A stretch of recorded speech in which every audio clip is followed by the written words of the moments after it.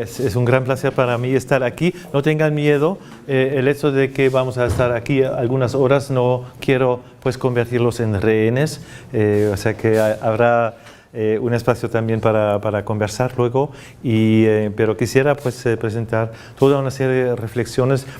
Bueno, en torno a Roland Barthes a primera vista, pero también que tienen una dimensión más bien general a nivel tanto de la relación entre Roland Barthes y el postestructuralismo, como también en el contexto que está, digamos, evocado en un libro que acaba de salir sobre la filología como ciencia de la vida, como life science, o sea, filología como life science, es decir, digamos, enfocando también una serie de desafíos que me parece que están ahora realmente importantes de discutir en un momento en el que la literatura parece perder de su impacto.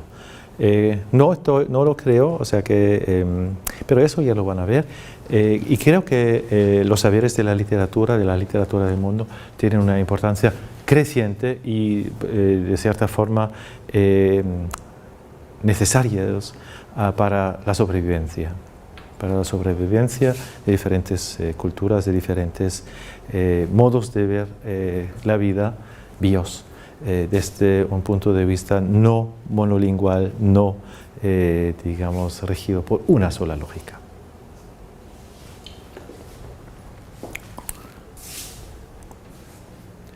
La naturaleza no es natural. Esto lo podíamos saber desde el momento en el que Roland Barthes, en los años 50, publica una serie de textos que luego va a reunir en 1957 en un libro que se llama Mitologías. Es un libro que ha tenido un impacto muy, muy fuerte y que sigue teniendo, digamos, un impacto importante en las discusiones a largo plazo. Esto explica el hecho de que en Francia ha habido toda una serie de reflexiones en torno al carácter cultural de la naturaleza. En el caso de Roland Barthes, en las mitologías, una de las bases de su convicción, de su trabajo político también, y su diferenciación entre la política y lo político, la politique y le politique, radica precisamente en el hecho de que ha tratado de desarrollar su tesis según la cual la naturaleza y el discurso sobre lo natural siempre trata de camuflar, de tapar una dimensión política. Es decir, convirtiendo un hecho político en algo natural, significa quitarle pues, la dimensión política a primera vista. Podríamos ver que, por ejemplo, esto es una estratagema bastante común, por ejemplo, también en la política actual en Alemania, en la que, digamos, la naturalización de la política juega en Alemania un papel sumamente importante. Entonces no ha perdido nada de su actualidad, pero es interesante ver de qué forma entonces a lo largo de los años 90, o sea, después de la muerte de Barthes y también a principios del siglo XXI, por toda una serie de pensadores franceses, French Theory, se ha desarrollado ese tema. Así, por ejemplo, con Bruno Latour, La politique de la nature, la política de la naturaleza, un libro que se publica en francés en 1999, hay toda una serie de reflexiones sobre esa dimensión de la política, de lo político en la naturaleza, y afirma ya desde el principio el hecho de que, según él, no hay política posible que no sea una política de la naturaleza, y que al mismo tiempo es imposible ver la naturaleza sin esa dimensión política. O sea que los dos polos, para decirlo así, están íntimamente ligados y es imposible pensar entonces la naturaleza sin ese carácter político. Creo que es una convicción claramente barthesiana, y que ha desarrollado entonces Bruno Latour desde una posición, su posición como filósofo político, o sea, la filosofía política. Y es a partir de esa trascendencia también que en un conjunto con otros filósofos, como por ejemplo Giorgio Agamben y otros, también pues ha tratado de desarrollar ese carácter altamente político de la naturaleza y de todas las políticas de la naturaleza, pero más allá también del propio concepto de la naturaleza. En ese sentido, Philippe Descola en 2011 publica un libro que se llama L'écologie des autres, la ecología de los otros, en el que no solamente hace hincapié en el hecho de que, por supuesto, la naturaleza siempre se ve desde una perspectiva humana, es decir, que es semiotizada y semantizada de forma cultural, desde el principio, o sea que no es posible pensar la naturaleza solamente, digamos, no es posible pensarla desde un punto de vista natural, sino es automáticamente vista y semantizada desde un punto de vista cultural. Eso significa que, siguiendo a François Julien, por ejemplo, en sus reflexiones sobre la filosofía china, vemos que ni en China ni en la filosofía japonesa existe el concepto de la naturaleza. El concepto de la naturaleza que heredamos de la antigüedad grecorromana tiene un carácter muy sui generis y no es, digamos, es particular a esta cultura y no es general, no es un elemento, digamos, disponible en todas las culturas, en todas las civilizaciones de nuestro planeta. Esto es un punto de arranque para entender de qué forma entonces podemos pensar en un momento en el que las catástrofes naturales parecen, y no solamente parecen, sino son cada vez más frecuentes. Las estadísticas lo demuestran claramente con todos los elementos que todos conocemos, desde la desaparición de la creciente de las selvas amazónicas, por ejemplo, de las selvas tropicales, hasta también las biopolíticas que todos conocemos con los impactos que conocemos, los problemas de la ecología de nuestro planeta, es decir, una especie de dimensión bastante vital de la vida a nivel planetario que precisamente pues tiene que ver con la ecología de los otros.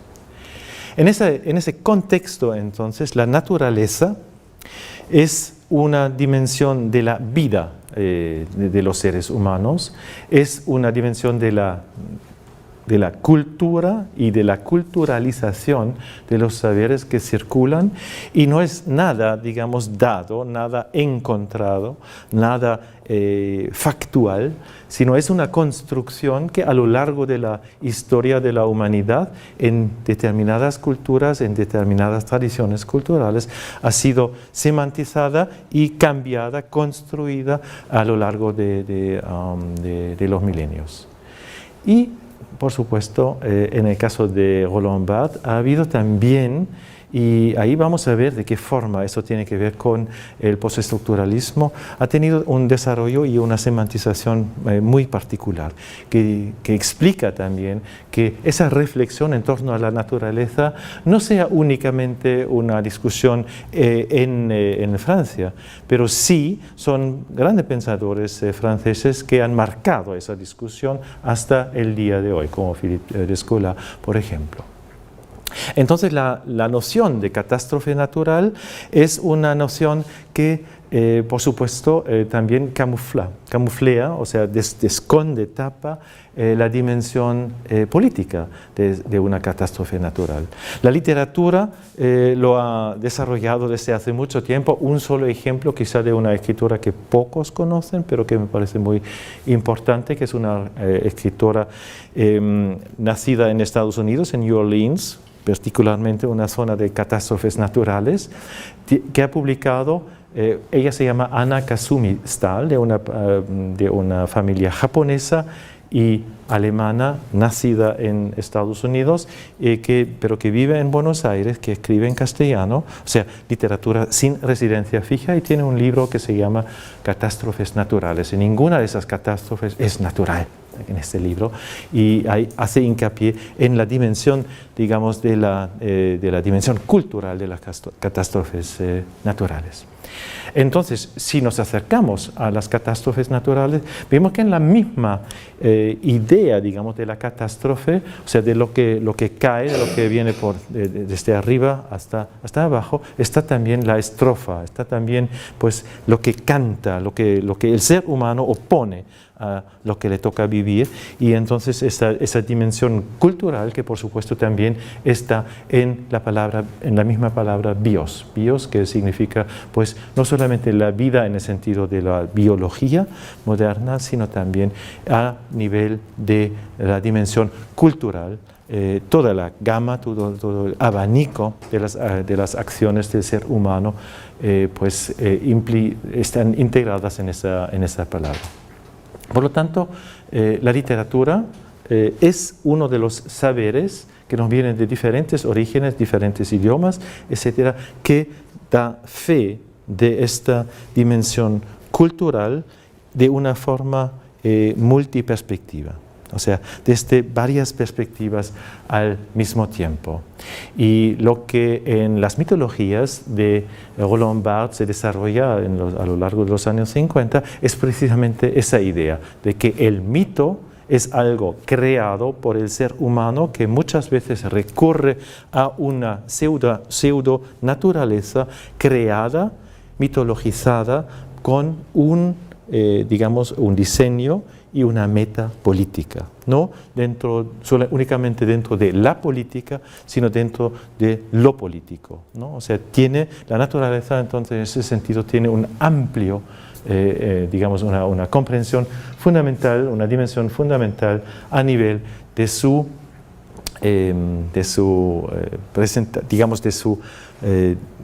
importancia, relevancia en la vida político-cultural de un Estado, de un pueblo, de una cultura, de un continente. El 19 de enero de 1955 ya cede París. Ceden los diques y entonces la defensa de París ya es imposible. En esa misma noche entra el agua por todos lados, la Seine attaque, o sea, el río que atraviesa París ataca y se levantan las barricadas. Eso no es un texto de Roland Barthes, sino son textos, yo he tratado de encontrar las fotografías a las que se refiere de forma implícita o explícita Roland Barthes a lo largo de sus mitologías.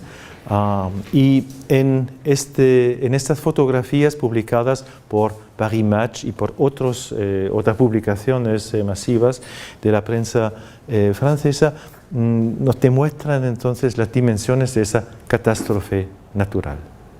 Ahora, desde la primera frase, como suele hacerlo Roland Barthes, en un texto escrito pocos días después de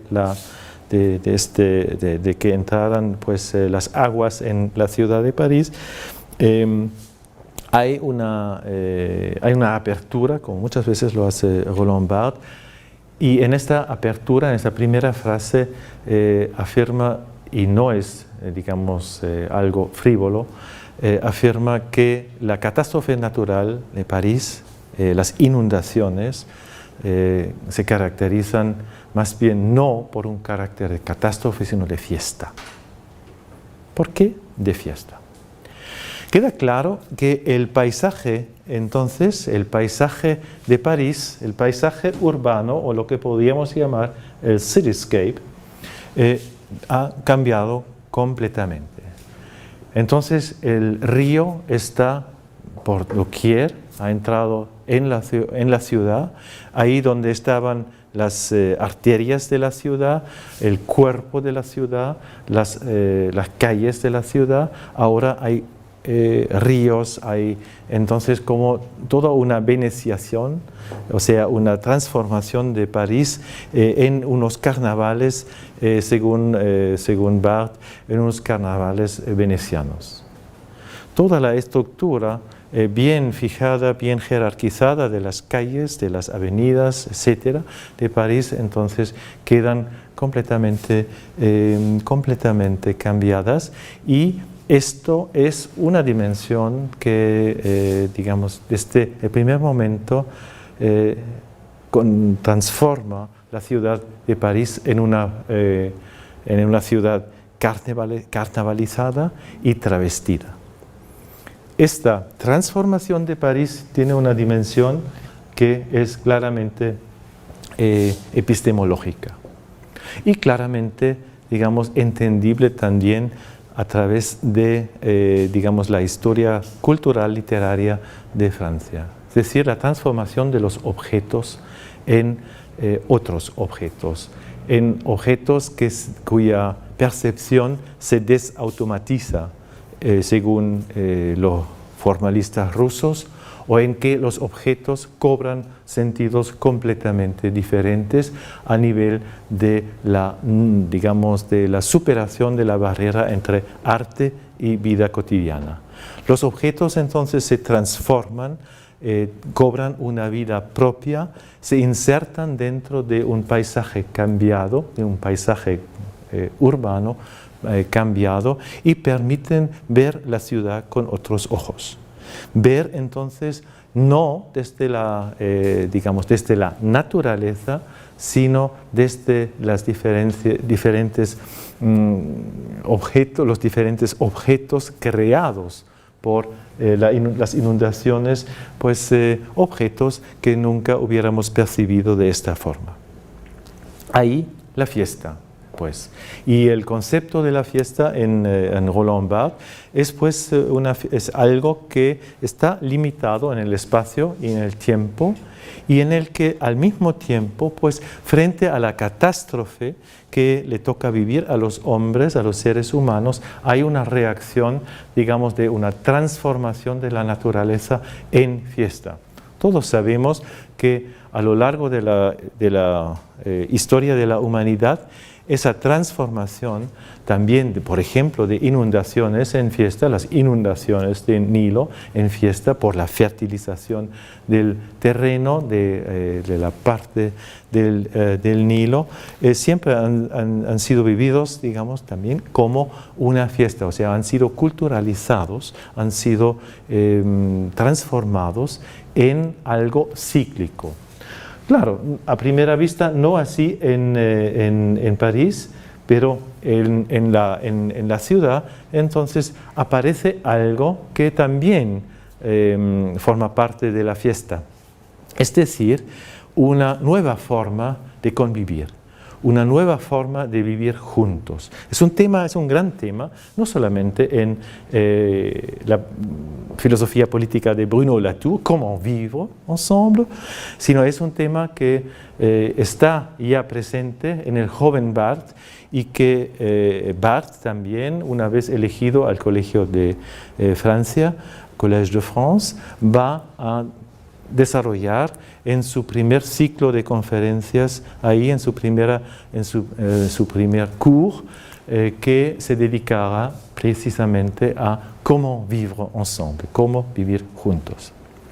Y si Philippe Descola ha declarado en su libro L'écologie des autres de que la relación entre el ser humano y la naturaleza sea el gran problema para el siglo XXI, yo diría que esto es, por supuesto, una dimensión sumamente importante, pero que se inserta en las formas y normas de la vida de convivencias. Es decir, en la convivencia, que es el gran tema de las literaturas del mundo desde el comienzo.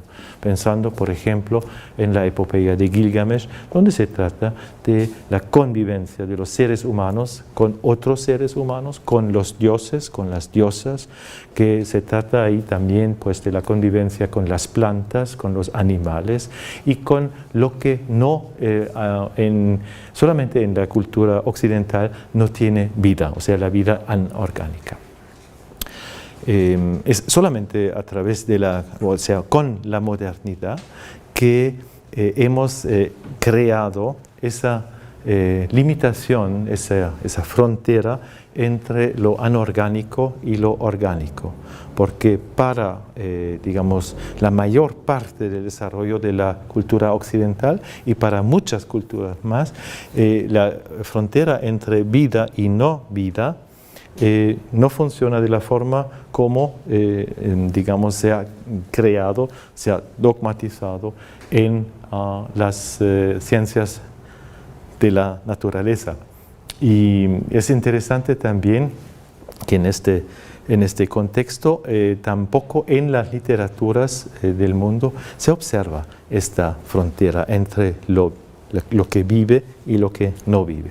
Entonces todos los objetos en estas catástrofes naturales viven y todos los objetos cobran su vida propia, lo que había querido decir ya hace unos segundos cuando estábamos frente a una imagen, digamos, de una parte aislada de un objeto sin vida, de una lámpara, pero también al mismo tiempo vemos que lo que es importante en las reflexiones de Barthes, en su ensayo Paris n'a pas été inondé, o sea, París no ha sido inundada, es ya a nivel de Paris Match, etc., son los grupos de hombres que entonces desarrollan nuevas formas de la convivencia dentro de esa ciudad. Nuevas formas de convivencia que son también formas y normas de sobrevivencia. Y ahí nuevamente una breve referencia al hecho de que también en las diferentes orígenes de las literaturas del mundo esa dimensión es primordial, es decir, la relación entre las literaturas y la vida en sus formas más diferentes, en sus normas más diferentes, y entonces también la literatura como un saber sobre el vivir, como un saber sobre vivir y como un saber convivir. Y al mismo tiempo es un saber, digamos, que nos llega desde la vivencia. No se trata, en el sentido de Erich Auerbach, de mimesis, en el sentido de una realidad, de una representación de la realidad en la literatura occidental, por ejemplo, sino de la realidad vivida que se representa a lo largo y ancho de las literaturas del mundo. Entonces, es un cambio de paradigma, o un cambio paradigmático que Roland Barthes, en una serie de ensayos luego integrados en Mitologías, 1957, ha captado muy bien.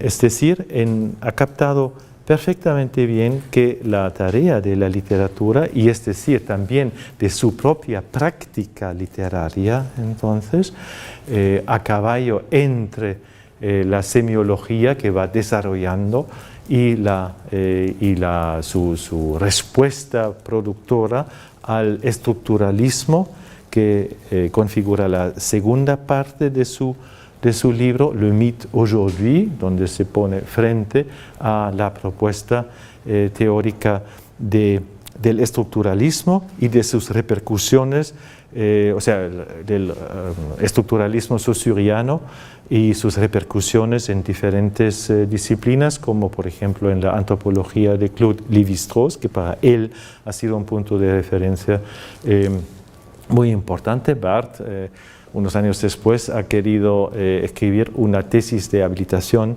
con Claude Lévi-Strauss, una tesis de habilitación en el sentido que entonces tenía la palabra en Francia.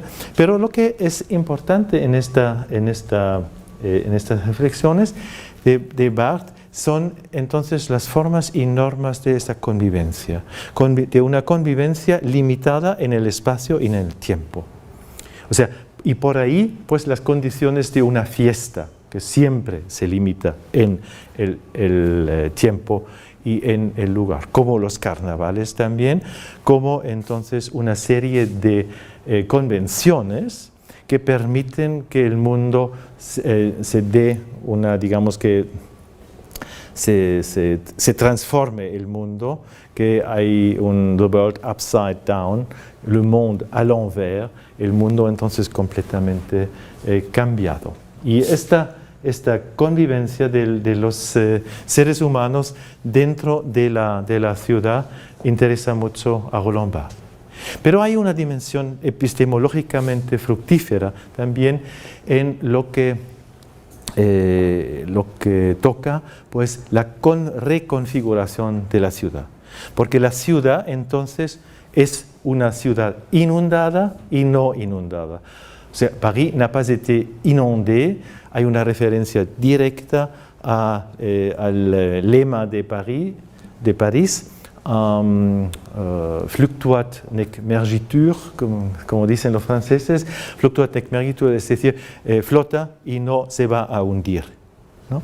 Entonces hay como un juego continuo con ese lema de París, en el signo heráldico de París, y vemos que digamos que el río como tal, como lo describe Barthes, desaparece. El río como tal desaparece porque es ubicuo. Y entonces aparece ahí donde no debería aparecer, aislando diferentes edificios. Ahora, sabemos que los edificios en la Roma antigua ya tenían, esos grandes edificios, tenían el nombre de ínsula, ¿no? O sea que la isla reaparece en esos edificios diseñados por Barthes, o sea que se dirige a sus lectores pues, hablando de islas y de archipiélagos. Entonces la ciudad se transforma y ahí donde antes estaban los coches, ahora son los barcos. Y toda una, como dice Barthes, mitología du glissement, o sea, de lo que, del movimiento, digamos, continuo. ¿Cómo es? Desliza. Desliza, sí, exactamente, gracias. Y en este momento, ese elemento del movimiento du glissement, digamos, deslizarse, hay toda una mitología también de la sobrevivencia del ser humano, de la sobrevivencia en medio de las aguas.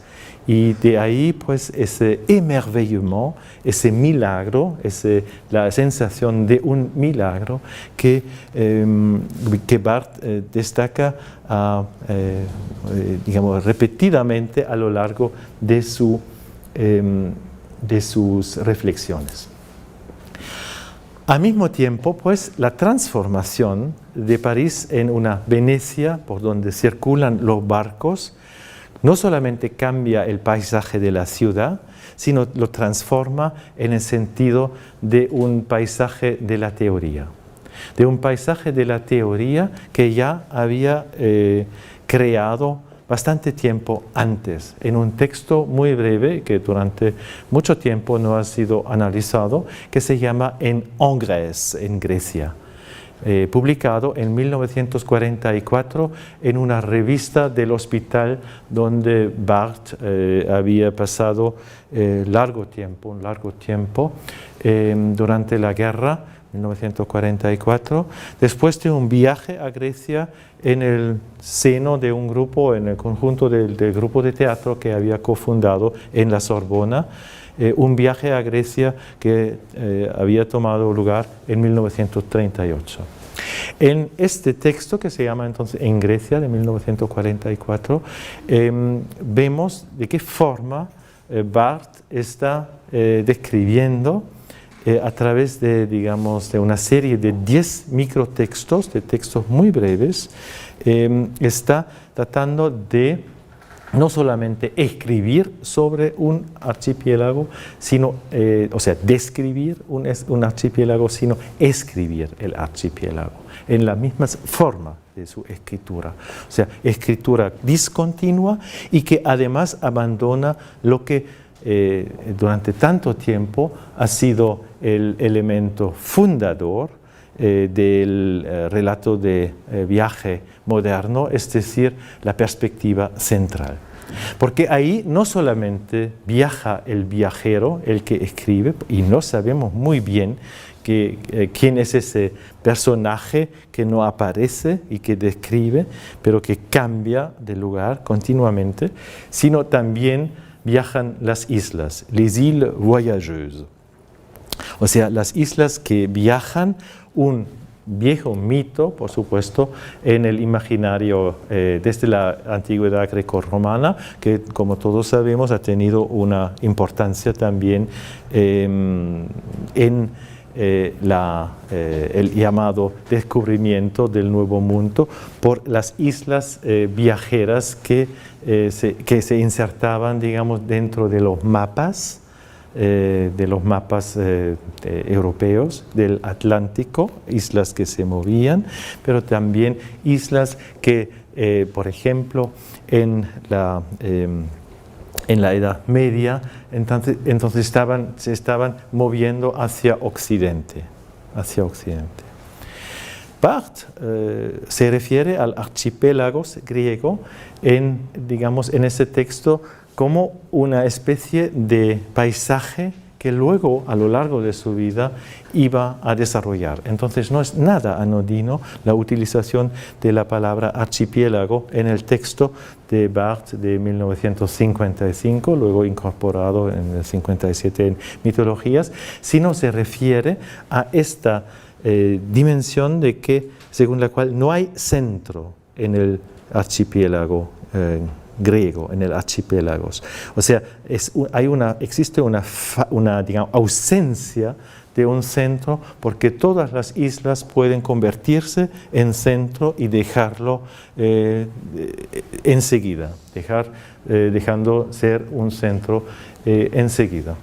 En este sentido, entonces, la archipelización de la ciudad es un elemento que tiene una importancia a nivel del cityscape, o sea, del paisaje urbano, donde entonces las relaciones entre los diferentes edificios, entre las diferentes ínsulas, son siempre precarias, y la convivencia entonces, según esas partes de la ciudad, en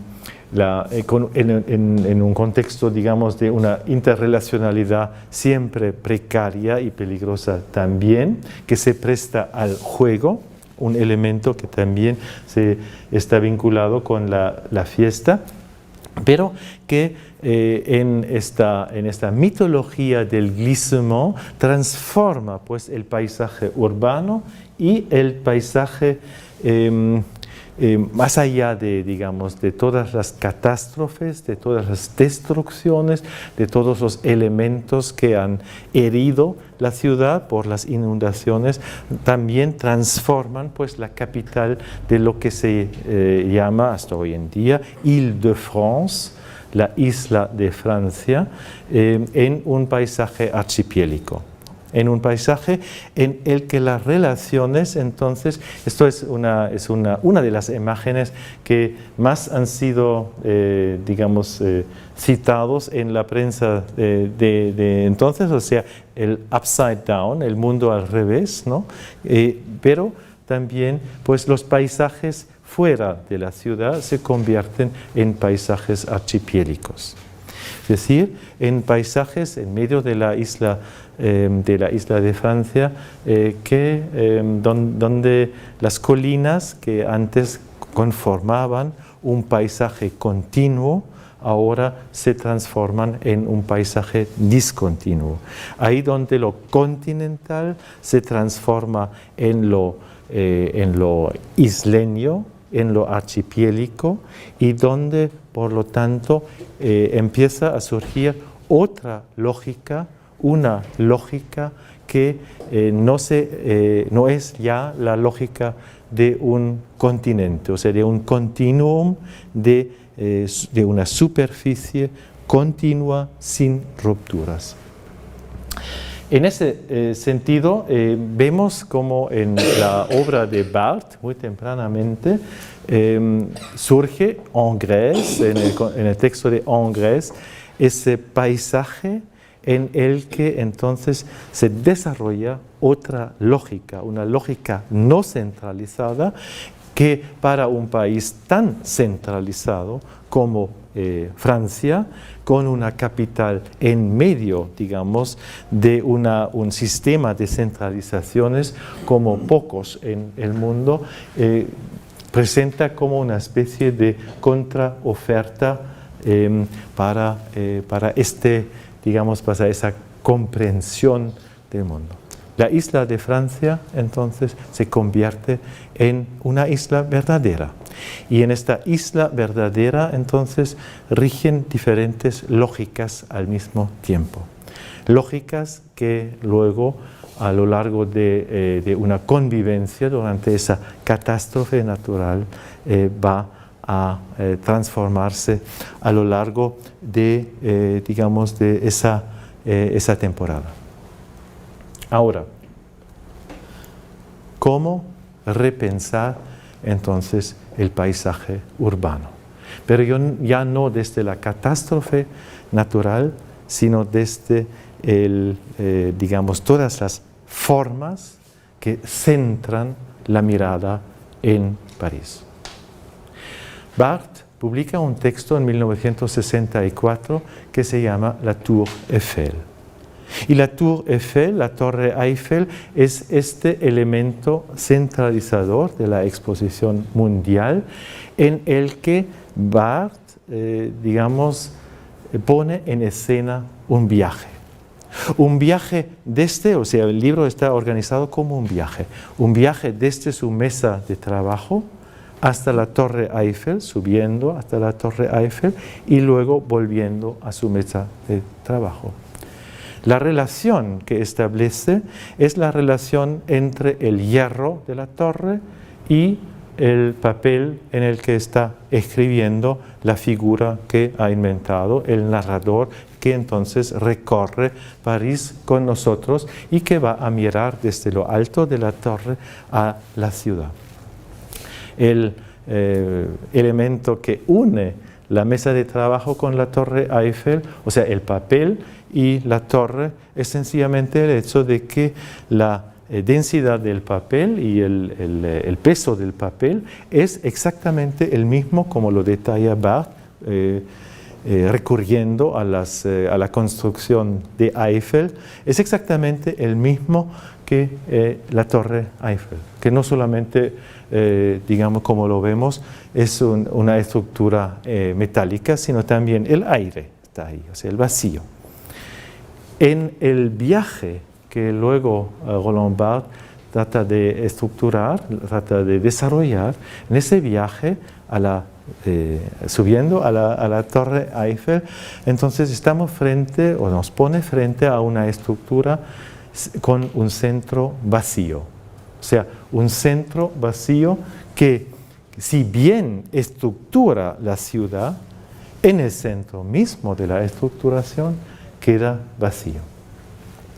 Y es una estructura, recorre a fotografías históricas y también de un amigo suyo, fotógrafo, crea pues estructuras que son estructuras epistemológicas también. Es decir, son estructuras que centran y que al mismo tiempo ponen en movimiento, como por ejemplo la espiral.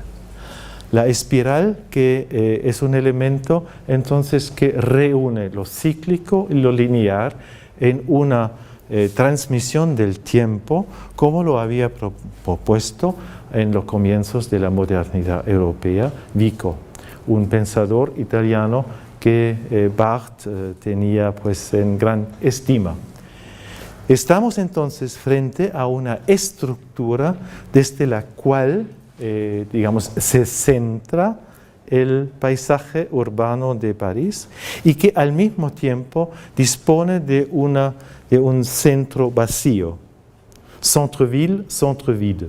Vamos a volver a esa expresión un poco más en adelante en otro relato de viaje, porque Roland Barthes, el escritor, el pensador, el semiólogo, el teórico de la literatura, el que ha analizado películas, otros objetos, digamos, del uso cotidiano, etc., es también un gran viajero, no solamente un gran viajero, sino también un gran escritor de literatura de viajes. En este viaje, entonces, desarrolla, pues, desde el movimiento del narrador, el paisaje urbano de la ciudad. Y la divide como buen francés y como buen estructuralista en tres partes. O sea, todo tema, como todos los niños, incluso hasta hoy en día en Francia, aprenden, todo tema puede subdividirse en tres partes. Y ahí, desde arriba, desde la torre de Eiffel, entonces ve el narrador, el viajero, ve tres ejes. Esos tres ejes son el eje del placer, el eje del comercio o del poder y el eje del saber. Y es a partir de esos tres ejes que configura una ciudad que centraliza todo el poder y que al mismo tiempo se desestructura a través de la mirada desde lo alto.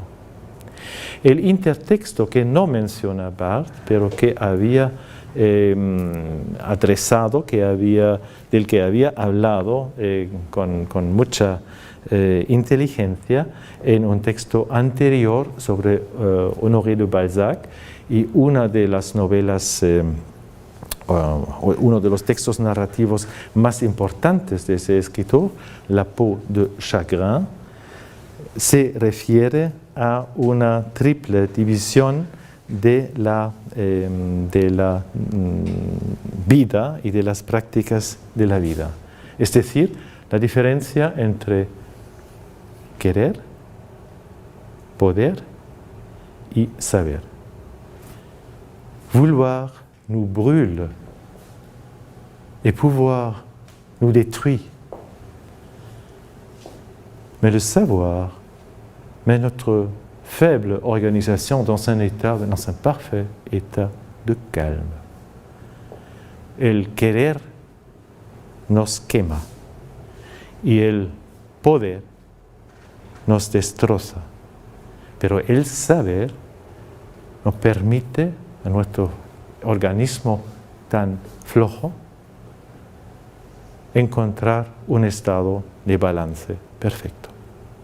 Es a partir de esa tripartición de la ciudad que atribuye el placer al barrio y al eje de Montmartre, y que atribuye, o sea, el eje del querer también, el eje del poder, es decir, del comercio, hacia los barrios occidentales de París, pero distingue de estos barrios el eje del saber, que pasa, por supuesto, por la zona preferida, rive gauche, de Roland Barthes, y también la zona de la Sorbona, hacia el Panteón, la rue d'Ulm, etc. O sea, hay una geografía, una topografía de París que entonces se desarrolla desde y a partir de la Torre Eiffel, de esta construcción céntrica y centralizante que en su centro no dispone de un centro, sino que dispone de un vacío sobre el cual insiste Roland Barthes. Si entonces Barthes, a lo largo de sus publicaciones de los años 50, de la segunda mitad de los años 50, hasta más o menos Critique et Vérité en el 66, y también ese quizá texto más estructuralista de Roland Barthes sobre la moda, un texto que había querido publicar, pues, o sea, digamos, ver dirigido por Claude Lévi-Strauss. Ahí ha desarrollado un pensamiento en un sistema estructuralista regido por oposiciones fijas, en el que al mismo tiempo tenía muy presente la idea contraria, una idea que luego va a desarrollar a lo largo de los años, de finales de los años 60 y de principios de los años 70. Es un elemento que luego ha tratado de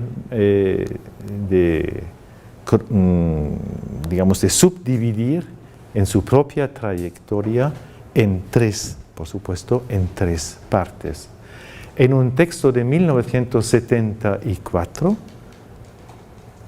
distingue entre una primera fase, que es la fase del émerveillement, una palabra con la cual ya hemos tropezado, o sea, de la sorpresa también, y de una especie de presencia emocional en los objetos. O sea, los objetos le vienen encima. No es el análisis, no es la mirada del investigador que se dirige hacia un objeto, sino es el elemento, la dirección, la vectorización inversa, émerveillement. Y después una segunda fase que sería la fase que él llama la science, es decir, la ciencia. Y por ciencia entiende claramente, como lo detalla, como lo explica en ese texto primeramente publicado en Italia en 1974, el estructuralismo.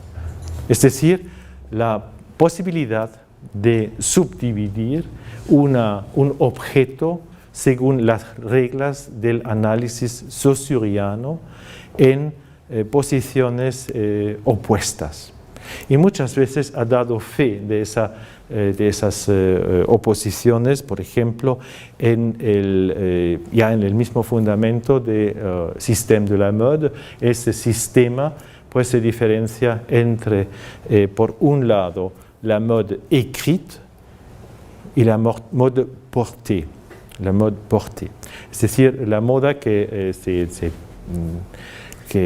viste y la moda que se escribe, ¿no? Y entonces es a partir de ahí que desarrolla toda una serie de bifurcaciones conceptuales que aplican el sistema estructuralista, que crea entonces una estructura capaz de captar el objeto y de construir el objeto a partir y desde las oposiciones. Hay un tercer elemento, una tercera etapa de la que nos habla Roland Barthes, que es una etapa que llama del texto, le texte. Entonces, émerveillement, science, texte. Y esta tercera etapa, entonces sería, claro, la etapa que ya había pues, empezado hacia finales de los años 60, en la etapa en la cual todavía seguía escribiendo en 1974. O sea, la dimensión de la textualidad y de una textualidad que se basa en la idea de un tejido, de un entrelac, de una relacionalidad entre, digamos, como en un tejido que pierde cada vez más su centro. En este, digamos, movimiento tripartito de su propio curriculum vitae, de su propia vida, que subdivide entonces en esas tres partes, aparece de forma muy temprana, como lo hemos visto, pues el archipiélago, la forma del archipiélago, 1944, y el centro vacío.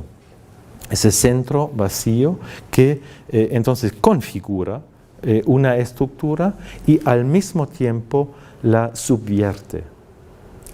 Y vamos a ver que a lo largo pues, de la vida de Barthes como investigador y como escritor y como filósofo y como teórico cultural, esa forma de subvertir la dimensión estructuralista está presente desde las primeras publicaciones de Barthes. O sea, ya, digamos, a partir, como más tarde, de mediados de los años 40. Y es una constante en la que, digamos, no quema las etapas, sino que las etapas se cumulan. Es decir, que el émerveillement sigue presente en la fase de la science, como sigue presente también en la fase del texto. Y la science no va a desaparecer del todo. En el último libro suyo, La Chambre Claire, vemos de qué forma construye entonces el objeto de la fotografía. Todos, creo, conocemos esas frases célebres de Barthes en lo que se refiere entonces a la fotografía como el arte de la muerte. Ça a été. Digamos, toda la fotografía nos dice esto ha sido y ya no es. Entonces está presente la muerte en cada fotografía. Y construye el libro como un ojo humano, es decir, con un centro vacío.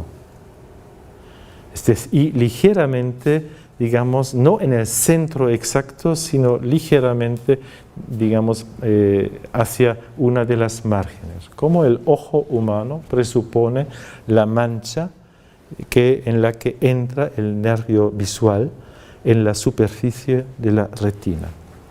Solo vemos porque no vemos.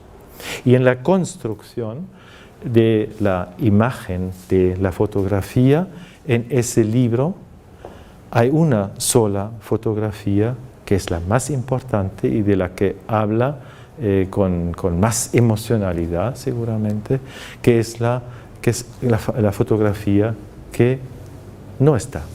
Todas las fotografías o las cuales que presenta, etcétera, están ahí en el libro, pero hay una, la madre de la fotografía, que falta porque es la fotografía de la madre. Y en esta construcción, entonces, también están todas las fases muy presentes en ese libro de 1900 que salió, que se publicó en 1980, el último libro que se publicó en tiempos de su vida, durante su vida, pues en 1980, justo antes de su muerte, y ahí vemos también esas diferentes vectorizaciones que tienen los objetos, porque hace la diferenciación en ese libro, en La Chambre Claire, la cámara clara, no sé muy bien cómo es la traducción a castellano, vemos que hay una diferencia que introduce una diferencia muy estructuralista, de forma muy estructuralista, siempre introduce una oposición para luego ir más allá de esa oposición, hace la diferencia entre el studium y el punctum. El studium es el movimiento de la investigadora o del investigador que se acerca a su objeto y trata entonces, ¿no? El movimiento va de la persona que investiga hacia el objeto. Pero el movimiento inverso es el punctum, es decir, el objeto que punctúa, que hiere, que atraviesa pues, al investigador. Hay entonces una relación muy compleja que se establece. Pero volvamos a los años 50. Volvamos entonces a esa primera introducción que Roland Barthes entonces presenta cuando construye el centro de París como un centro, bueno, estamos en los años 64, pero hay también otro texto que yo quisiera mencionar en ese contexto que nos lleva nuevamente a los años 55. Es un texto que me parece que es muy conocido también, ¿no? Que es sobre la DS, la Citroën DS. Estamos en el año 1955 y es el gran momento cuando Barthes pues, ve de qué forma se construye el mito de un automóvil nuevo, o Citroën. y analiza las imágenes de la Nouvelle Citroën que se llama DS. DS, pero pronunciado, una palabra, digamos unas siglas pronunciadas a la francesa significan diosa. Y esta puesta en escena de este automóvil, o sea, de esta fabricación en serie masiva de un producto que nada tiene de diosa, que trata de estudiar entonces cómo se pone en escena. Su primera, en el texto que bastante famoso de Barthes, también integrado a las mitologías, ahí se refiere en la primera fase, que siempre, digamos, la frase que introduce una sorpresa, como ya lo habíamos visto en Paris n'a pas été inondé, es decir, con una frase donde se relaciona la catástrofe natural con la fiesta. Ahí relaciona pues la Nouvelle Citroën, el nuevo coche, en francés el coche es femenino, la Nouvelle Citroën, con las catedrales góticas. Una sorpresa bastante grande para cualquier lector al comienzo. Pero trata de insertar entonces esa dimensión religiosa proyectada hacia el cuerpo del automóvil feminizado, según una lógica, digamos, de lo sacral que se inserta dentro de la construcción masiva industrial de un producto en el mercado capitalista. Barthes entonces trata de averiguar de qué forma entonces esta digamos, transformación en un mito funciona a base, digamos, a nivel de la creación de una naturaleza, o sea, la inserción de una creación industrial dentro de un contexto natural, o analiza por ejemplo, esta presentación de la DS en la primera página de una de las grandes revistas de la época, o sea, la inserción dentro de una naturaleza y al mismo tiempo la naturalización de la mujer, de una mujer que se convierte en diosa, transfiriendo entonces la dimensión de la feminidad al interior de este coche, que luego el yo que se acerca en un viaje de los sentidos a este objeto. La transformación del objeto entonces es una transformación en el sentido de la sacralización de lo profano y de la profanación de lo sagrado. Esa sacralización de lo profano radica ya en la palabra que he mencionado ya 3 veces, creación. Una palabra reservada hasta principios del siglo XIX a la creación por el creador. No sé si conocen el lema actual de Renault, no de Citroën, créateur d'automobile. Es todavía esa referencia a la creación que conlleva pues, esa dimensión de lo sagrado. Y Barthes analiza de qué forma entonces se utiliza esta dimensión de lo sagrado. Una dimensión que por supuesto también pues, se atribuye a un objeto que es estable desde el movimiento. Es un elemento muy importante para la creación de la DS. Tenía una tecnología nueva para balancear el coche y por eso mismo pues, tenía una capacidad mayor de correr en las curvas, cosa que se pone en escena entonces en Paris Match y en otras revistas masivas de la época. Pero digamos, movimiento también y algo casi milagroso, o sea que no se cae, no sale de la curva, tiene características muy sui generis, se vincula con, en este mito que se crea y que Barthes entonces trata de analizar con lo clandestino, con lo íntimo, con lo que vemos solamente a través de un hueco en la cerradura de una puerta, en algo erótico, entonces, donde solamente vemos, o quizá más entrevemos, el objeto del deseo. Y en el viaje de los sentidos de Barthes, que Barthes pone en escena para luego ver de qué forma funciona el mito, vemos cómo los sentidos de la lejanía se transforman en sentidos de la cercanía.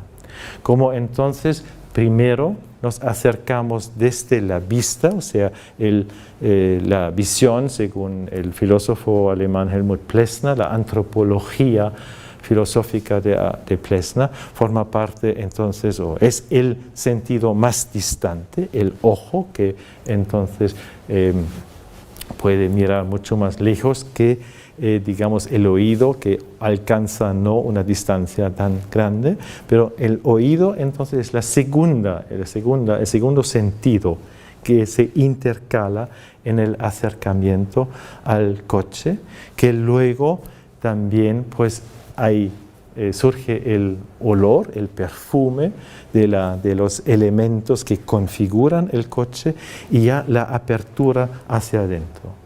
Lo táctil, o sea, lo que se puede tocar, lo que se puede entonces entender por el tacto, por la dimensión táctil, por un sentido de la cercanía. Y también la convierte el centro del coche en algo que se puede chupar, o sea, interiorizar, integrar dentro de la boca.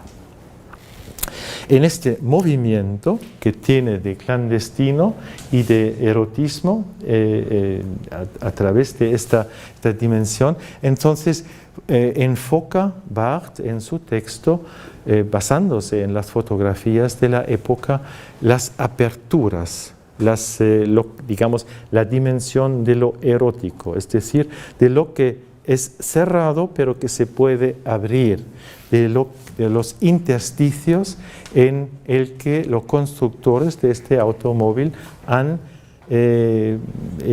prestado un interés muy destacado.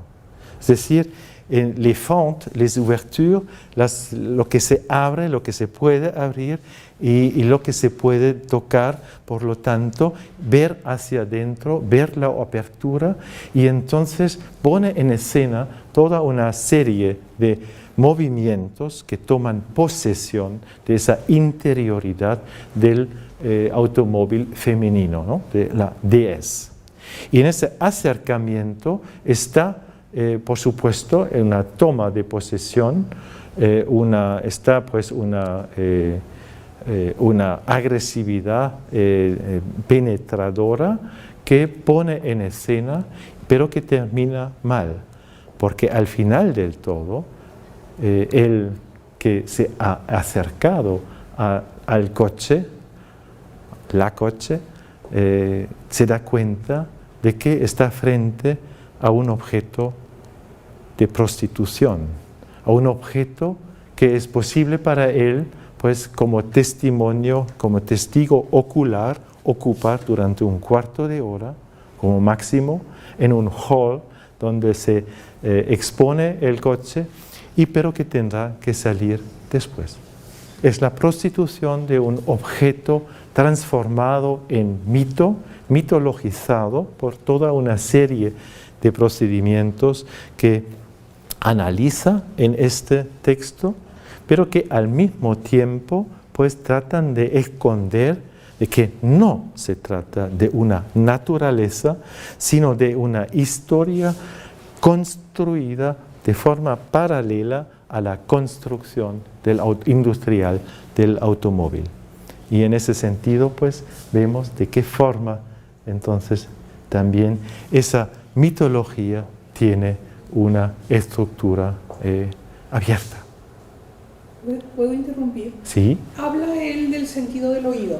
Del oído sí también. Porque en el Citroën DS había algo muy sensual en el momento en que uno apagaba el coche. El sistema de amortiguación perdía el aire y hacía... Sí, sí, sí. Y a la hora de prenderlo, el coche... Sí, sí, sí, exactamente. Y era una, bueno, visto desde este punto de vista, una penetración del coche a través del oído en el conductor. Sí, sí, exactamente, porque por eso me he referido, digamos, primero a lo ocular, como el sentido de la distancia, y luego el oído, ¿no? Que es más cerca, que incluso se puede escuchar desde fuera, pero una vez dentro, digamos, tiene a su alcance otros elementos, ¿no? Otros elementos sensuales, también, por ejemplo, las curvas de los asientos, etcétera, etcétera. O sea que, y puede mover las aperturas del coche. Entonces, son elementos, digamos, es un viaje de los sentidos, desde los sentidos de la distancia, de la lejanía, a los sentidos, digamos, de la cercanía y de la posesión, ¿no? Y es la misma época, para decirlo a los estudiantes, de la autopista del sur, donde también hay un Citroën. Y ese Citroën es el coche de lujo de todos los que están ahí atorados, ¿no? Sí, sí, se ha convertido en un mito y hasta funciona hasta hoy en día, ¿no? O sea que Citroën... Pero yo creo que los jóvenes no lo conocen. No conocen el Citroën, ¿no? Bueno. Sí. ¿Y cuál es la relación de este Citroën DS con el anterior? No sé cómo se llamaba en Francia, en Holanda se llamaba Leylac Engine. El patito feo. Sí, sí, la Deux Chevaux. Deux Chevaux. Sí, pero no sigue, es otra categoría de coches en el programa. Pero es un coche posterior. El DS es posterior al Deux Chevaux. Al Deux Chevaux, sí, por supuesto, porque tiene una tecnología mucho más avanzada, porque digamos, el balance que logran a través de la nueva tecnología ha sido completamente inimaginable en la Deux Chevaux, que es prácticamente... que el diseño es anterior a la Segunda Guerra Mundial, pero se industrializa como ¿cómo es aquí? El bocho, ¿no? El bocho. Pero era inclusive mucho más barato, mucho más corriente que... Sí, la Deux Chevaux. Yo tenía una Deux Chevaux y por supuesto que no podía pagarme el lujo de comprarme una DS, eso por supuesto. Bueno, yo quisiera quizá terminar dentro de 15 minutos, si les parece bien, no sé cómo lo ven, y tratar de desarrollar entonces esa relación de Roland Barthes con la construcción de los objetos según diferentes fases, pero que, digamos, al mismo tiempo, dentro del estructuralismo, proponen soluciones ya postestructuralistas.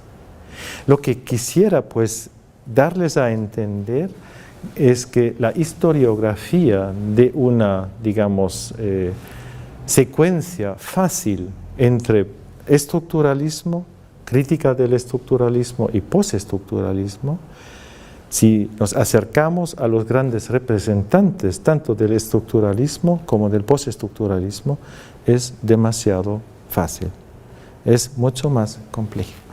Y un momento decisivo es el relato de viaje que lleva a Barthes al imperio de los signos, es decir, al Japón. Ahí es un extracto de ese libro que sale en 1972 y en el que pues crea ese Japón a través de diferentes formas y normas de la escritura iconotextual. Aquí estamos frente entonces a un mapa de otra ciudad, de otro cityscape. Esta vez no es París, sino es Tokio. Y esta vez no es la Torre Eiffel, sino un centro, el centro del poder, que se presenta como vacío. Centre-ville, centre-vide. Hay diferentes referencias, entonces hay también a nivel de las formas y normas de escritura. Planes, mapas, por un lado, y textualidades que se insertan, digamos, escritos de a mano, o sea, manuscritos, caligrafías, pero también la letra impresa, etcétera, que se interpenetran. Diferentes movimientos que crean una densidad muy fuerte. No es posible seguir, digamos, de una forma clásica a un viajero atravesando un país. No es una estructura itineraria, sino son las relaciones iconotextuales entre los iconos, entre las visualizaciones y las escrituras. Pero las escrituras, como se ve muy bien aquí, también tienen su propia iconotextualidad. No es posible seguir una ruta que va por oposiciones claras, o sea, fuera y dentro, antes y después, arriba y abajo, y etcétera, o sea, esas secuencias con las oposiciones que todos conocemos, ni es posible establecer un centro de la perspectiva o una perspectiva centralizada. Como ya hemos visto en Grecia en 1944, vemos cómo entonces la perspectiva central, la que rige el relato de viajes desde la modernidad occidental, con la invención de la perspectiva central en Italia, con el conjunto con el mundo árabe. Entonces, en la segunda parte desde hace, digamos, mediados del siglo XX y sobre todo en la segunda parte del siglo XX, se pierde. Y se pierde por un acto muy consciente, que Barthes llama la deposesión de Occidente, la deposesión del Occidente. Y esa deposesión de Occidente se refiere a las pautas, a las formas, digamos, creadas por Occidente para dominar un objeto dado, no europeo. Así, por ejemplo, en cartografías, en mapas, etc. Y opone al mapa de tipo occidental otras formas y normas de mapas que para un observador, una observadora occidentales son, digamos, sorprendentes. En ese sentido también no hay una diferencia entre imagen y escritura.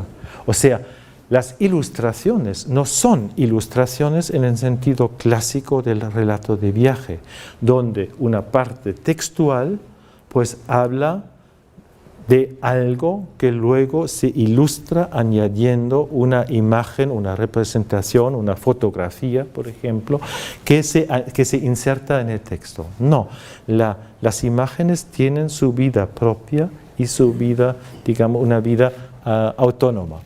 En este sentido, pues l'Empire des Signes es una dimensión, digamos, nos presenta una dimensión en la cual la escritura siempre es imagen y la imagen siempre es escritura, en que la caligrafía de la escritura, o sea, de los signos, al mismo tiempo configura archipiélagos, configura elementos que se distinguen, es decir, elementos discontinuos en que cada elemento luego recobra su propio valor y su aislamiento a través de su aislamiento y de su relacionalidad con otros signos. En l'Empire des Signes, al mismo tiempo, se proponen y se oponen las estructuraciones que todos conocemos. espacios para la convivencia, pero no espacios fijos, no en el sentido, digamos, de muebles que se insertan de una forma muy fija en un espacio dado. O sea, es una forma muy occidental de organizar el espacio aquí, sino que todos los muebles son movibles e incluso lo que distingue lo que está por arriba y lo que está por abajo es una distinción inútil. Da dos veces esa imagen y pregunta cuál sería la exacta. Si arriba es abajo, abajo es arriba. Puedo volver si esto funciona aquí. Es decir, que inserta dos veces esa imagen sin esa fotografía y sin dar la solución, cuál es lo de arriba y lo de abajo. Todos podríamos tener una idea y una vez he trabajado esto con estudiantes y el resultado ha sido 60-40 más o menos. O sea, hay cierta preferencia para una imagen, para una fotografía, pero hay muchos que no están de acuerdo. En este sentido, L'Empire des Signes es un libro muy radical, porque por un lado se recurre todavía al género del relato de viaje, pero ya no hay partida, ni llegada, ni itinerario dentro, digamos, del objeto que se presenta dentro del relato de viaje, ni existe una despedida, sino que todo se sobrepone, se superpone y hay textos muy cortos.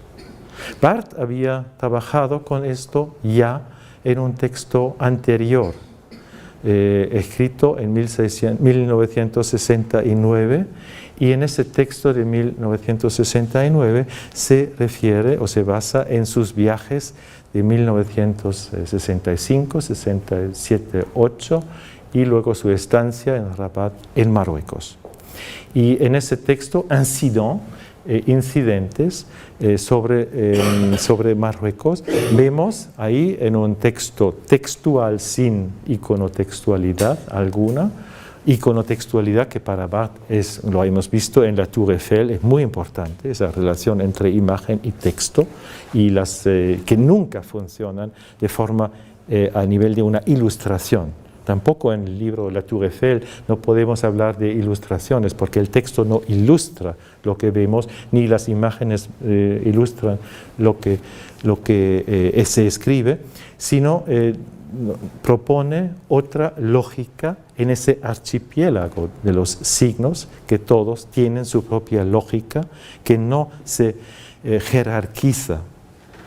Pero en el texto dedicado a Marruecos, es un texto pues, configurado, que se configura a través de microtextos, textos muy breves que producen una discontinuidad del viaje. Continuamente estamos cambiando también de medios de viaje.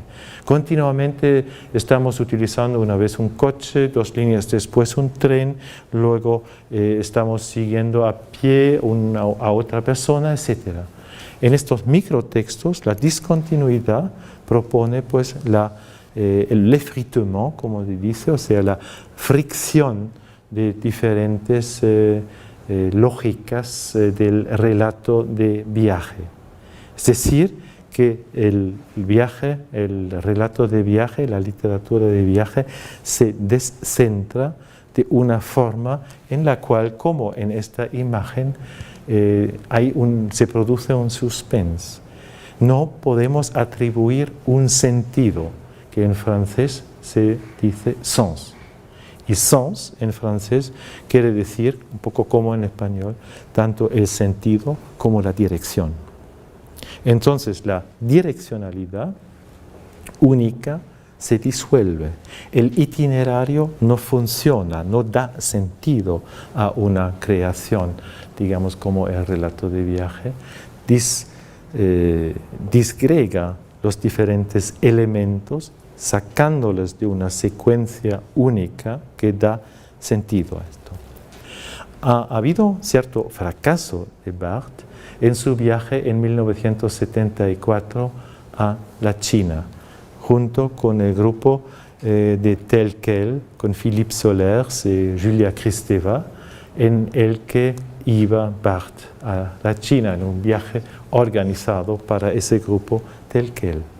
Ahí, hay un texto que publica inmediatamente después de volver a Francia, en Le Monde, que se llama Alors la Chine, y es toda la perplejidad de Roland Barthes frente a un sistema monolingüístico, o sea, un solo discurso, un solo idioma, una sola direccionalidad, etc.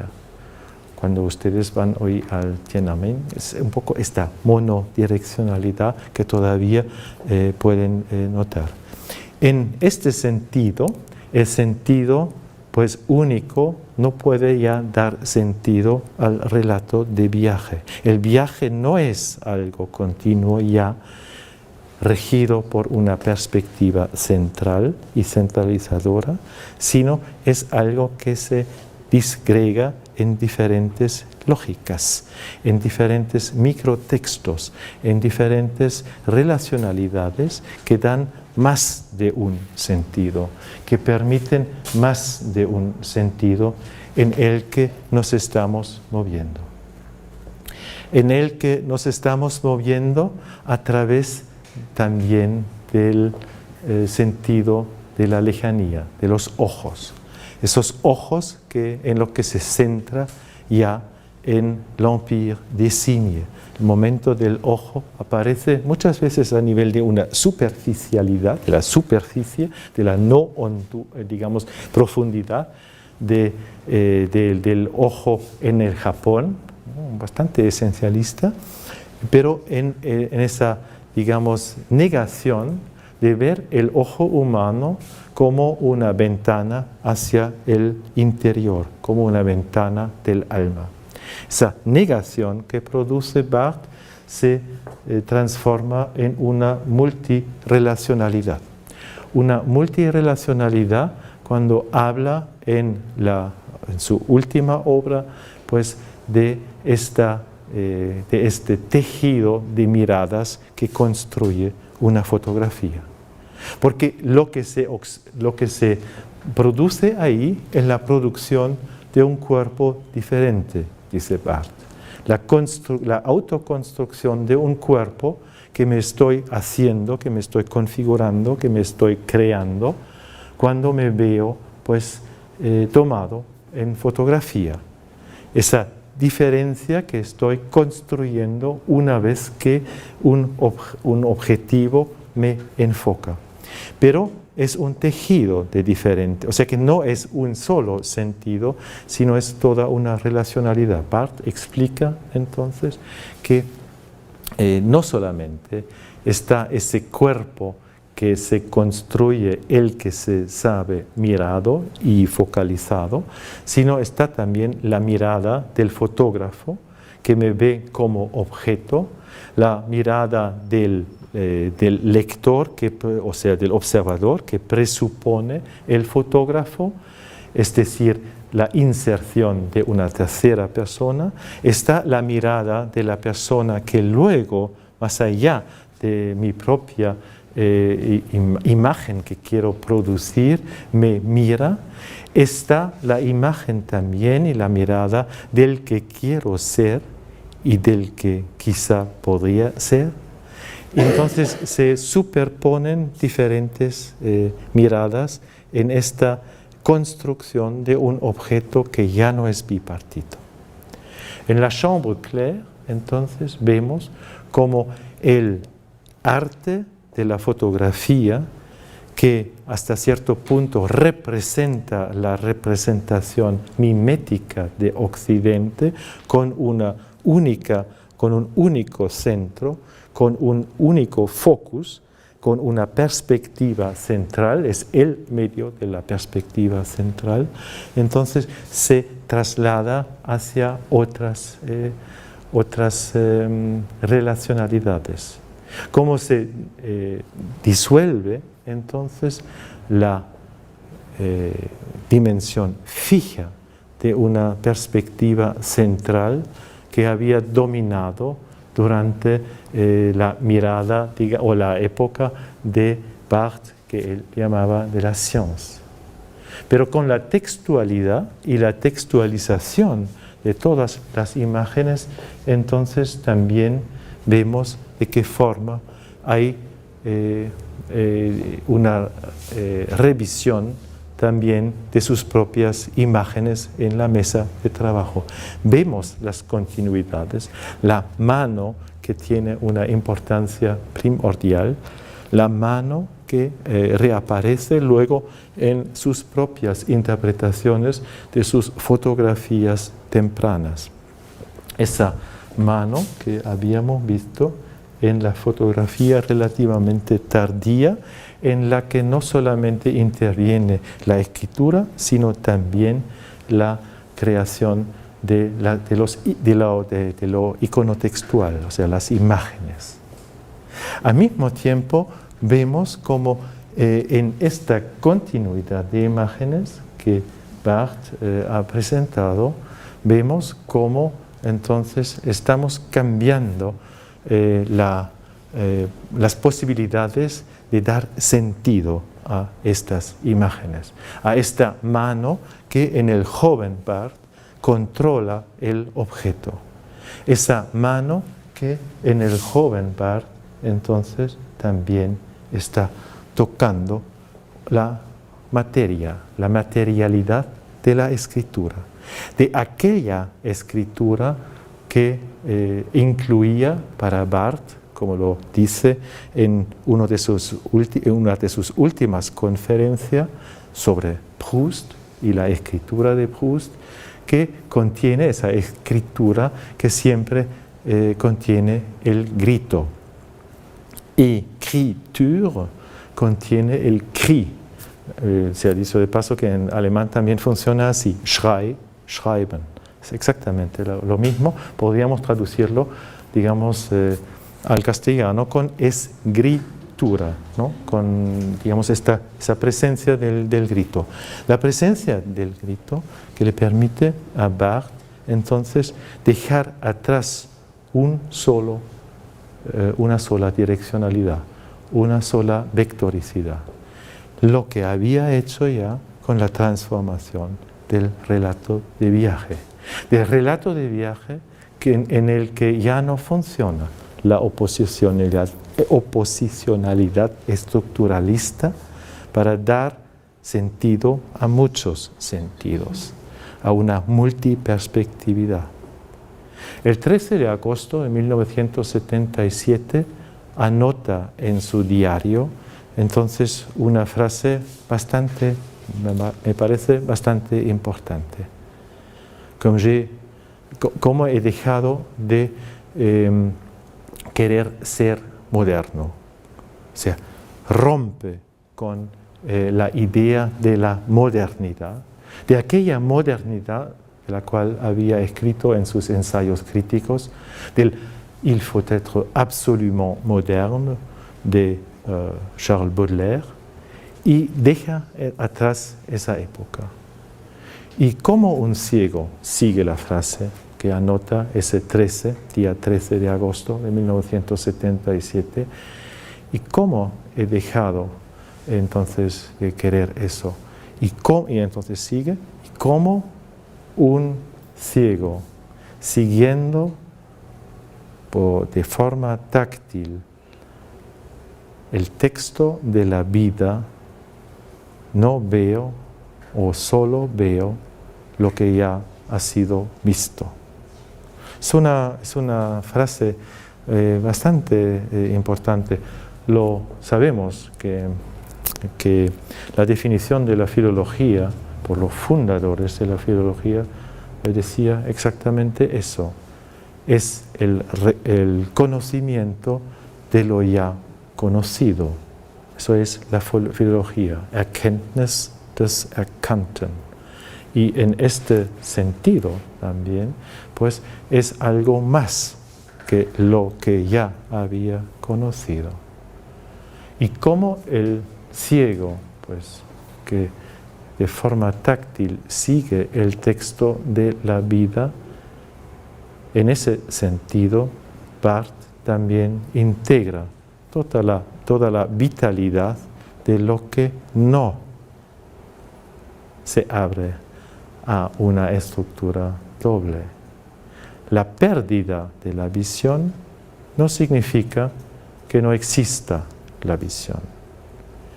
Solo vemos, como ya lo he dicho hace media hora, solo vemos porque no vemos. El ojo humano está construido de esta forma. Que solo vemos si no vemos significa al mismo tiempo que la oposición entre ver y no ver es bastante superflua.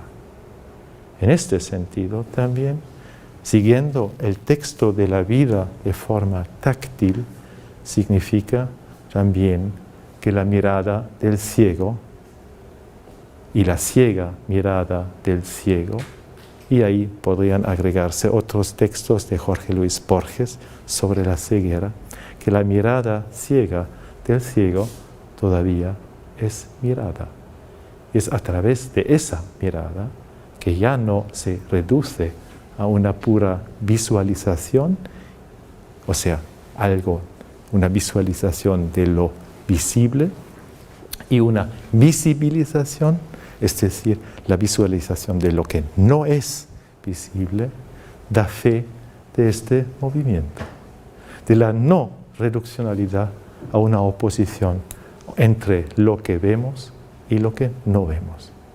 Porque solo a través de la interpenetración de las posiciones opuestas podemos dar sentido al texto de la vida. Muchas gracias.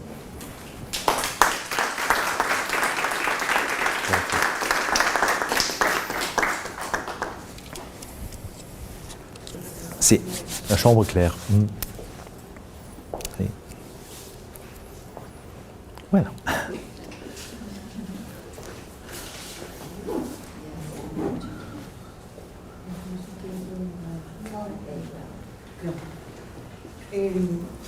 Esto que dijo usted de que entonces es una respuesta muy fácil la que hemos querido dar, de decir cómo se cambia del estructuralismo a la crítica del estructuralismo y al postestructuralismo, que eso es una visión muy fácil, ¿no?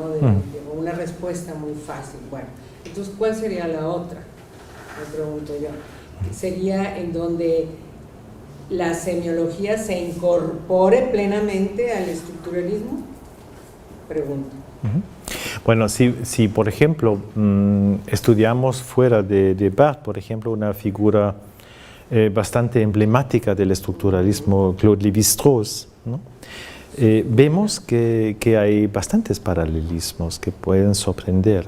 La pensée sauvage, por ejemplo, en la pensée sauvage, en el pensamiento salvaje, existen estructuras que no funcionan a nivel del estructuralismo. Entonces no existe, por ejemplo, una oposición entre el pensamiento salvaje y el pensamiento occidental, llamado occidental, ¿no?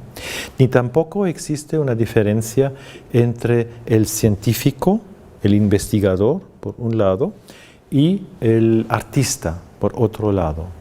Porque en la pensée sauvage, le bricoleur, el bricolaje, creo que es una palabra que existe en castellano también, el que produce el bricolaje tiene de los dos. Es decir, que reúne un pensamiento mitológico y un pensamiento, digamos, que va por oposiciones. Si, por ejemplo, Triste Tropique, en la obra de Claude Lévi-Strauss, ha sido visto también como una respuesta, digamos, a las investigaciones estructuralistas o de la antropología estructuralista que hacía Claude Lévi-Strauss en el Brasil. Pero vemos que ahí también, por supuesto, nos habla de las pautas fundamentales del estructuralismo y sin embargo rompe con la lógica del relato de viaje, produciendo una última vez un relato de viaje. El primer capítulo de Triste Tropique se llama La fin des voyages, el final de los viajes. Entonces, creo que, digamos, 30 años después, bueno, un poco más de 30 años después de la muerte de Barthes, no tantos después de la muerte de Lévi-Strauss, estamos reescribiendo la historia del estructuralismo. Y si en las interpretaciones, por ejemplo, de Umberto Eco, que tanto impacto han tenido a nivel de la ópera aperta o de la estructura ausente, esa interpretación, digamos, de la superación del estructuralismo por un postestructuralismo que va más, digamos, que rompe esa estructura ya ausente, creo que es necesario, digamos, complejificar bastante, pero ha sido una de las interpretaciones dominantes, digamos, de postestructuralismo. O sea, lo que he tratado de hacer a nivel, digamos, de un análisis de Barthes, desde 1944 a 1980, podría hacerse muy bien también con otros representantes del estructuralismo.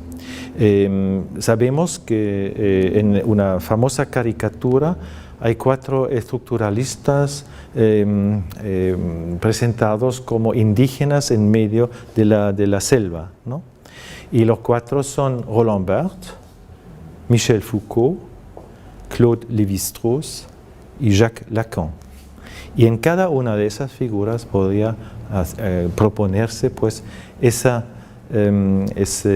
recorrido del estructuralismo al postestructuralismo, ¿no? De forma paralela a lo que he propuesto ahora con mi lectura de Barthes. Es decir, la misma es una, digamos, estructuración del propio recorrido que propone Barthes en Émerveillement, Science, etc., lo ha hecho varias veces y siempre en épocas, digamos, diferentes, ¿no? Distinguiendo diferentes épocas. Pero la misma multiplicación de esas propuestas ya nos dice algo acerca, digamos, de toda la ironía con la cual Barthes ha propuesto digamos, este itinerario del estructuralismo, postestructuralismo, que ya en su momento se había dogmatizado, se había convertido en doxa. O sea, esa idea, digamos, de que el postestructuralismo venía después del estructuralismo. Es mucho más compleja la relacionalidad, o sea que hay elementos inherentes en el estructuralismo de antemano e incluso anteriores al estructuralismo que a través de escrituras muy complejas entonces se desarrollan. Y que prácticamente nosotros sabemos que digamos, la relación entre modernidad y posmodernidad no es sencillamente una digamos, de un post-temporal, ¿no? Sino la relacionalidad es mucho más compleja y hasta puede decirse que la posmodernidad es una respuesta dentro de la modernidad, como ha habido varias fases de la modernidad. Entonces, en ese sentido, creo que lo que me parece muy importante y lo que distingue a la trayectoria de Barthes de otros es algo que finalmente, por razones de tiempo, he dejado un poco de fuera. Es decir, de ese recorrido, pero no del libro que he escrito y sobre el cual me estoy basando en esa presentación, en esas fotografías, que apareció el año pasado, que ha sido publicado el año pasado, pero a lo que he dado, digamos, otro sentido, es decir, un sentido de una ciencia dedicada a la vida y a la complejidad de los movimientos vitales. de dar sentido, no un sentido único a una estructura dada, sino mantener en balance o en relación más bien los varios sentidos que digamos que están siempre presentes en la vida. No podemos dar un solo sentido a digamos, las diferentes fases de nuestra vida. Y creo que la no disciplinariedad del medio de la escritura, también de esta forma de escribir que desarrolla Barthes desde el comienzo, que claro, también en Système de la mode y en otros textos sigue las pautas de la escritura estructuralista, que 1.1.5, ¿no? 1.1.6, ¿no? O sea que, pero o sea que sabe perfectamente aplicar ese tipo de escritura, pero al mismo tiempo desde los comienzos está desarrollando otra escritura, porque no se fía únicamente de la lógica de una disciplina dada, sino que trata de ir más allá. No en vano, la cátedra que ocupaba en el Collège de France se llamaba Sémiologie littéraire. Es decir, que, y no es, literaire no significa de la literatura, sino significa la misma forma de su acercamiento a la semiología. Entonces, es muy parece interesante e importante la visión que desarrolla Barthes a partir de la creación de una escritura capaz de incluir un saber disciplinado, un saber, digamos, que ha conocido todo el desarrollo de una escritura científica, por un lado, y por otro lado, insertando entonces otras formas de la producción del saber que no se limitan a una escritura pues disciplinada, ¿no? Disciplinaria y disciplinada. Entonces ahí radica buena parte de la fascinación de Barthes hoy en día, porque es bastante interesante. En 1980 mueren dos grandes intelectuales franceses que hasta cierto punto han dominado en parte pues, buena parte de la historia intelectual de Francia, es decir, Sartre y Barthes, en el mismo año 1980. Y si Sartre desaparece de la escena y va a lo que los franceses llaman un purgatorio, que todavía dura, o sea, desde más de 30 años ya. Sartre está en el purgatorio desde hace más de 30 años, Barthes no. O sea, después de un breve lapso de inseguridad, empiezan a aparecer muchos, digamos, primero, muchos, y hasta hoy en día, muchos textos que Barthes no había publicado. Ahora la obra póstuma de Barthes es tan vasta, cuantitativamente, que la obra publicada en tiempos de su vida.